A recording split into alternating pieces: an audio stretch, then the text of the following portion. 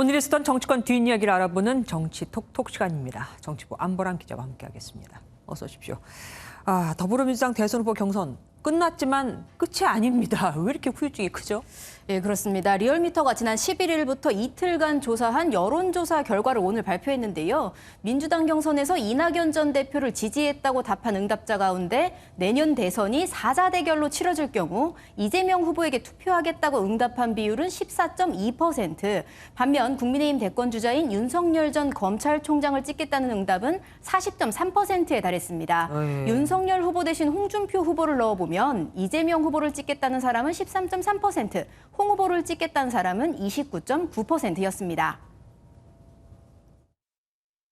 본조사는 이낙연 전 대표가 승복하기 직전 실시에 양측 갈등이 최고조 1대2 수치입니다. 이전 조사를 보면 통상 이낙연 전 대표 지지층의 30% 내외가 이재명 후보를 선택했습니다. 승복전 조사인 만큼 이재명 후보가 이 전 대표의 지지층을 얼마나 끌어안느냐에 따라 향후 그 간극은 줄어들 수 있다는 관측입니다. 그러니까 승복 선언을 하기 전에 조사를 했다 이거네요. 네, 그렇습니다. 일각에서는 유시민 등판론도 제기됐었는데 오늘 입장이 나왔다고요. 네, 유시민 노무현재단 이사장이 오늘로 3년 임기를 마치고 퇴임했는데요. 유 이사장은 이재명 캠프에 참여할 거란 관측에 대해 선거에 나가는 일도 공무원이 되는 일도 다시는 할 뜻이 없다. 글과 말로 세상과 관계를 맺고 사는 원래 자리로 돌아간다. 이렇게 선을 그었습니다.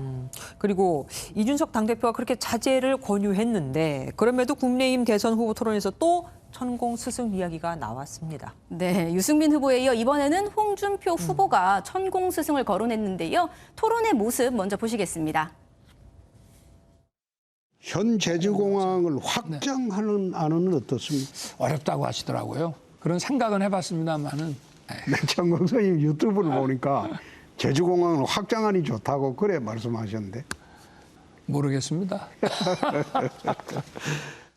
계속 웃으면서 지금 칼을 들이대고 있습니다. 네. 홍준표, 유승민, 윤석열, 원희룡 이렇게 연대가 있다고 하더니 그럼 뭐 공격 포인트를 지금 공유한 거다 이렇게 봐도 될까요? 네, 그렇게 봐야 할 것 같습니다. 홍준표, 유승민 두 후보는 평생 검사만 한 사람이 준비도 없이 대통령 선거에 나왔다. 이런 취지의 비판을 해왔죠. 이번 주엔 주술이란 소재로 연대 공격에 나섰다. 이렇게 볼 수 있을 것 같습니다. 윤석열 후보에 대한 도덕성 검증 공세도 토론회 때마다 계속되고 있는데요. 윤 후보는 당원들과 만난 자리에서 한마디로 홍 후보와 유 후보를 동시에 겨눴습니다. 다른 사람들은 정치판에서 십수년, 20년을 갖다가 지내왔는데 월급쟁이 공직생활한 사람한테다가 도덕 검증이나 윤리 검증이라는 잣대를 들이댄다는 게 지나가는 소가구슬 얘기 아닙니까? 맞습니다. 자기는 정치인들과 다르다. 자기는 그냥 도덕적으로 깨끗하다. 이걸 강조하려고 한 말 같아요. 네, 그렇습니다. 정치인은 부패한 인물로 공직자는 청렴한 인물로 갈라치기를 한 건데요. 유 후보는 오늘 이렇게 맞받았습니다.